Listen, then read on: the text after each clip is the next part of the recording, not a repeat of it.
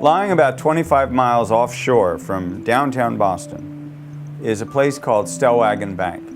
What Stellwagen Bank is an area of natural abundance, richness, diversity, and majesty on par with the finest natural areas anywhere in the world. It's a $30 million to $50 million a year tourism draw. It supports our local fisheries.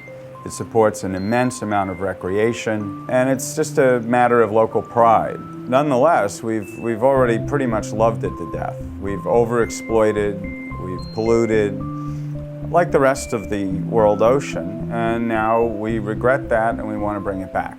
Now, when Stellwagen Bank Sanctuary was first established, a lot of the potential conflict issues were not resolved. In order for the sanctuary to be declared, every stakeholder group essentially was assured that their interests would be protected.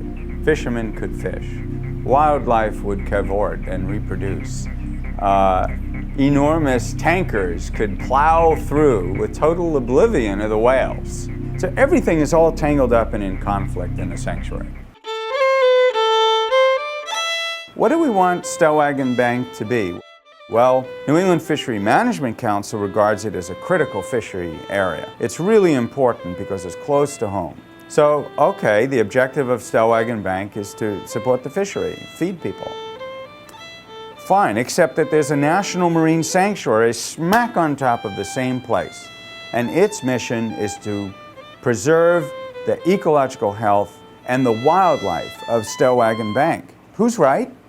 Who's in charge?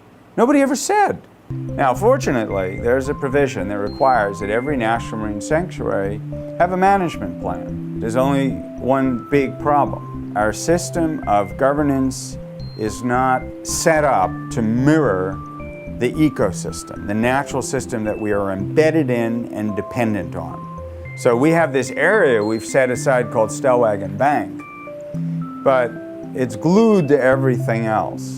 So how you manage the entire New England region has to be taken into account if you really care about Stellwagen Bank. So the challenge before us scientifically, really one of the most exciting scientific adventures in human history, is to learn how to live in harmony with very, very complicated systems that don't change necessarily in very predictable ways.